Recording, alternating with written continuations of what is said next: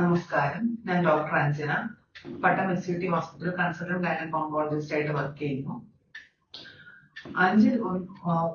ഒരാൾക്ക് ക്യാൻസർ എന്ന രോഗം വരാമെന്നാണ് കണക്കുകൾ കാണിക്കുന്നത്. അതിൽ ഒരു 70 മുതൽ 80% ആൾക്കാർക്കും വളരെ ലേറ്റ് ആയ സ്റ്റേജിലാണ് ക്യാൻസർ സിംറ്റംസ് ആയിട്ട് പേഷ്യൻസ് നമ്മുടെ അടുത്ത് വരുന്നത്. നമുക്ക് എന്തുകൊണ്ട് ക്യാൻസർ ഉണ്ടാകുന്നു എന്നും, അതായത് ക്യാൻസർ ഉണ്ടാകാനുള്ള ചില റിസ്ക് ഫാക്ടേഴ്സും സ്ത്രീകളിൽ വരുന്ന ചില ക്യാൻസേഴ്സ് വരാതിരിക്കാൻ നമുക്ക് എന്ത് ചെയ്യാമെന്നും നമുക്ക് ഇവിടെ നോക്കാം. ആദ്യമായി നമുക്ക് ക്യാൻസർ വരാനുള്ള സാധാരണമായിട്ടുള്ള റിസ്ക് ഫാക്ടേഴ്സ് എന്തൊക്കെയാണെന്ന് നോക്കാം. വെറും ഒരു 5 മുതൽ 10% ക്യാൻസേഴ്സ് മാത്രമേ നമുക്ക് പാരമ്പര്യ രോഗമായിട്ട്, അതായത് ഒരു ജനറ്റിക് ഡിഫക്റ്റ് കാരണമുള്ള അസുഖമായിട്ട് വരാറുള്ളൂ. ബാക്കി പലതും നമ്മുടെ ലൈഫ് സ്റ്റൈൽ കാരണവും നമുക്ക് ചുറ്റുമുള്ള നമ്മുടെ എൻവയോൺമെന്റ് കാരണവും ഒക്കെയാണ് വരാറ്. അതിൽ മേജർ റിസ്ക് ഫാക്ടേഴ്സ് ആയിട്ടുള്ളത് ഒന്ന് സ്മോക്കിംഗ്, നമ്മുടെ വയറിന്റെയും ആമാശയത്തിന്റെയും അങ്ങനെ പല പല ക്യാൻസേഴ്സും നമുക്ക് ശ്വാസകോശത്തിന്റെയും ഒക്കെ പല ക്യാൻസേഴ്സും നമ്മുടെ സ്മോക്കിംഗ് പുകവലി കാരണം ഉണ്ടാകാറുണ്ട്. പിന്നെ ഉള്ളതാണ് നമ്മുടെ ചവയ്ക്കുക, അത് പാൻ ചവയ്ക്കുക അല്ലെങ്കിൽ അടയ്ക്ക ചവയ്ക്കുക, അതൊക്കെ നമുക്ക് വായിലെ ക്യാൻസേഴ്സും ആമാശയത്തിലെ ക്യാൻസറും എല്ലാം കാരണമാകുന്നു. പിന്നെ ഉള്ളതാണ് നമുക്ക് ആൽക്കഹോളിസം, അതായത് കുടി, നമുക്ക് ലിവർ ക്യാൻസർ, നമ്മുടെ സ്റ്റൊമക് ക്യാൻസേഴ്സ്, അങ്ങനെ പലതരം ക്യാൻസേഴ്സും ആൽക്കഹോളിസം മൂലം വരുന്നുണ്ട്. പിന്നെ ഉള്ളതാണ് നമ്മുടെ അമിതമായ കൊഴുപ്പിന്റെയും മറ്റുമുള്ള ഉപയോഗം, നമ്മുടെ ശരീരത്തിലെ അമിതവണ്ണം. അപ്പം എക്സസൈസ് ഇല്ലായ്മ, അമിതമായ കൊഴുപ്പിന്റെ ഉപയോഗം ഇവയെല്ലാം മൂലം അമിതവണ്ണം ഉണ്ടാവുകയും ആ അമിതവണ്ണമുള്ള ആൾക്കാർക്ക് പലതരം cancers, uterine cancer, colon cancer, breast cancer, അങ്ങനെ പലതരം ക്യാൻസേഴ്സ് ഉണ്ടാകാനുള്ള റിസ്ക് കൂടുകയും ചെയ്യുന്നു. അപ്പൊ നമുക്ക് ഈ കാരണങ്ങൾ കൊണ്ടുണ്ടാകും നല്ലൊരു ശതമാനം ക്യാൻസർ സ്മോക്കിംഗ് അവോയ്ഡ് ചെയ്യുന്ന മൂലം, ആൽക്കഹോളിസം അവോയ്ഡ് ചെയ്യുന്ന മൂലം, ശരിയായ എക്സസൈസ് മൂലം, ശരിയായ ആഹാര ശൈലി മൂലം നമുക്ക് പലതരം ക്യാൻസേഴ്സും വരാതിരിക്കാൻ ശ്രമിക്കാവുന്നതാണ്.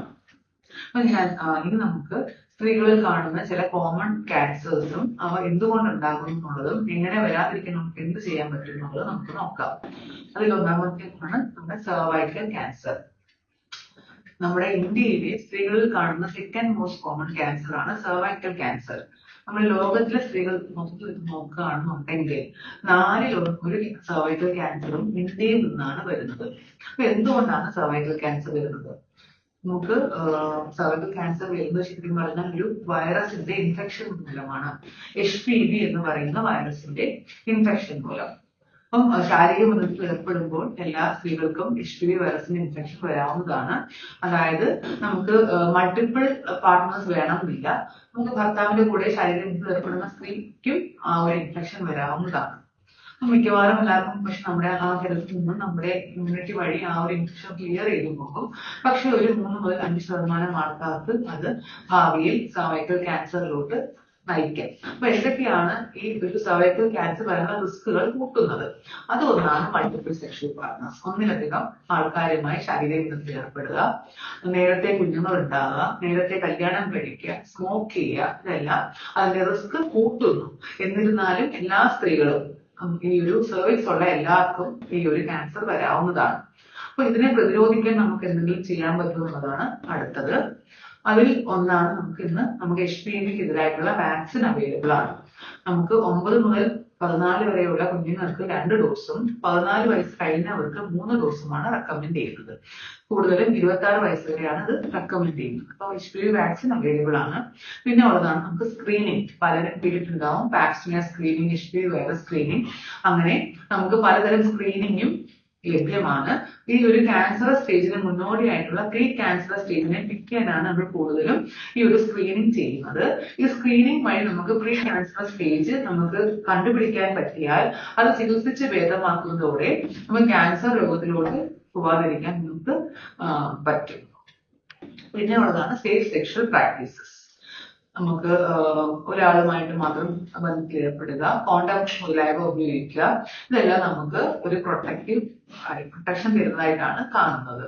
അപ്പൊ ഈ 3 ഇതിലൂടെ നമുക്ക് സർവൈക്കൽ ക്യാൻസറിനെ ഒരു പരിധിവരെ നമുക്ക് പ്രിവെന്റ് ചെയ്യാൻ പറ്റും. പിന്നെ നമുക്ക് സ്ത്രീകളിൽ വളരെ അധികം നമ്പറിൽ കാണുന്ന ഒരു ക്യാൻസർ ആണ് ബ്രസ്റ്റ് ക്യാൻസർ. അപ്പം ഒരു സ്ത്രീ ആയാൽ തന്നെയും ബ്രസ്റ്റ് ക്യാൻസർ നല്ലൊരു റിസ്ക് ആണ് വരുന്നത്. 8 സ്ത്രീകൾക്ക് ബ്രസ്റ്റ് ക്യാൻസർ വരുന്നു എന്നാണ് കണക്കുകൾ കാണിക്കുന്നത്. പിന്നെയുള്ള റിസ്ക് ഫാക്ടേഴ്സ് ഒന്നാണ് ഏജ് കൂടുന്നത്. നമുക്ക് തടയാൻ പറ്റുന്നതല്ല. പക്ഷേ പിന്നെ ഉള്ള ഹെറിഡിറ്ററി, അതായത് ഒരു 10% സ്ത്രീകൾക്ക് നമുക്ക് ഈ ഒരു പാരമ്പര്യമായിട്ടാണ് ആ റിസ്ക് കിട്ടുന്നത്. പക്ഷെ നല്ലൊരു ശതമാനം ആൾക്കാർക്ക് നമ്മുടെ ലൈഫ് സ്റ്റൈൽ മൂലവും ബ്രസ്റ്റ് ക്യാൻസർ വരാം. നേരത്തെ പറഞ്ഞ പോലെ അമിതവണ്ണം, എക്സസൈസ് ഇല്ലായ്മ, അമിതമായ കൊഴുപ്പുള്ള ഭക്ഷണം കഴിക്കുക, ഇതെല്ലാം ബ്രസ്റ്റ് ക്യാൻസറിന് റിസ്ക് കൂട്ടുന്നതായിട്ടാണ് കാണുന്നത്. പിന്നെ നമുക്ക് ചെയ്യാൻ പറ്റുന്നത് എന്തെന്ന് വെച്ചാൽ നമ്മുടെ ഹെൽത്തി ലൈഫ് സ്റ്റൈൽ, പിന്നെ നമ്മളൊരു ബ്രസ്റ്റ് അവയർനെസ് ആണ് നമ്മൾ പിന്നെ പറയുന്നത്. അതായത് എല്ലാ സ്ത്രീകളും അവരവരുടെ ബ്രസ്റ്റിനെ പറ്റി അതിന്റെ ഒരു രീതിയെ പറ്റി അവെയർ ആയിരിക്കണം. മാസത്തിൽ ഒരു പ്രത്യേക ദിവസം അവർ സ്വന്തം ബ്രസ്റ്റ് ഒന്ന് പരിശോധിച്ച് നോക്കുക. എന്തെങ്കിലും ഒരു വ്യത്യാസം ഉണ്ടോ എന്ന് നമ്മളൊന്ന് നോക്കാം. എന്തെങ്കിലും ഒരു സംശയം ഉണ്ടെങ്കിൽ ഡോക്ടറിനെ കാണേണ്ടതാണ്. പിന്നെ നമുക്ക് മാമോഗ്രാം ടെസ്റ്റ് ഉണ്ട്. 40 വയസ്സ് കഴിഞ്ഞാൽ നമുക്ക് എല്ലാ വർഷവും അല്ലെങ്കിൽ 2 വർഷത്തിൽ കൂടുന്തോറുമെങ്കിലും ഒരു മാമോഗ്രാം ടെസ്റ്റ് ചെയ്തത് നമുക്ക് ബ്രസ്റ്റ് ക്യാൻസർ നേരത്തെ കണ്ടുപിടിച്ച് സമയത്തിന് ചികിത്സിച്ച് ഭേദമാക്കാൻ സഹായിക്കുന്നതായിരിക്കും. പിന്നെ അടുത്തത് നമുക്കുള്ള ഒരു യൂട്രസിൽ വരുന്ന എൻഡോമെട്രിയൽ ക്യാൻസർ ആണ്. എൻഡോമെട്രിയൽ ക്യാൻസറും നേരത്തെ പറഞ്ഞ പോലെ തന്നെ ഈ ഒരു നമ്മുടെ ലൈഫ് സ്റ്റൈൽ പ്രശ്നങ്ങൾ കൊണ്ടാണ് കൂടുതലായിട്ടും ഉണ്ടാവുന്നത്. ഒരു ചെറിയ ശതമാനം ആൾക്കാർക്ക് പാരമ്പര്യമായോ അല്ലെങ്കിൽ നമുക്ക് എന്തുകൊണ്ട് വരുന്നു എന്ന് അറിയാത്ത കാരണങ്ങൾ കൊണ്ടോ നമുക്ക് എൻഡോമെട്രിയൽ ക്യാൻസർ വരാറുണ്ട്. പക്ഷെ നല്ലൊരു ശതമാനം സ്ത്രീകൾക്കും എൻഡോമെട്രിയൽ ക്യാൻസർ വരുന്നത് ഹോർമോൺസിന്റെ പ്രശ്നം കൊണ്ടാണ്. അപ്പൊ ഈ ഒരു ഹോർമോൺ, അതായത് ഈസ്ട്രജൻ ഹോർമോൺ അമിതമായി ഉണ്ടാകുന്നത് അമിതവണ്ണം കൊണ്ടാണ്. അപ്പം പിന്നെ നമുക്ക് നേരത്തെ പീരീഡ്സ് ആവുക, ലേറ്റ് ആയിട്ട് പീരീഡ്സ് നിൽക്കുക, PCOD പ്രശ്നം ഉണ്ടാകുക, ഇതെല്ലാം മൂലവും നമുക്ക് എൻഡോമെട്രിയൽ ക്യാൻസർ വരാം. പക്ഷെ അമിതവണ്ണമുള്ള സ്ത്രീകൾക്ക് ആണ് എൻഡോമെട്രിയൽ ക്യാൻസർ കൂടുതലായിട്ടും വരാനുള്ള റിസ്ക് ഉള്ളത്. അപ്പൊ നമുക്ക് വണ്ണം കുറയ്ക്കുന്നതോടെ നല്ലൊരു ശതമാനം സ്ത്രീകൾക്കും എൻഡോമെട്രിയൽ ക്യാൻസർ വരാതിരിക്കാൻ നമുക്ക് ശ്രമിക്കാൻ പറ്റും. ഇന്നിവിടെ ഞാൻ സ്ത്രീകളിൽ സാധാരണമായി വരുന്ന ക്യാൻസേഴ്സ് ആയിട്ടുള്ള cervical cancer, endometrial cancer, breast cancers എന്തുകൊണ്ട് വരുന്നു എന്നും നമുക്ക് അതിനെ തടയാൻ എന്ത് ചെയ്യാൻ പറ്റും എന്നുള്ളതും ഞാൻ ഇവിടെ പറഞ്ഞിട്ടുണ്ട്. ഇത് നിങ്ങൾക്ക് യൂസ്ഫുൾ ആയിട്ടുണ്ട് എന്ന് ഞാൻ കരുതുന്നു. നമസ്കാരം.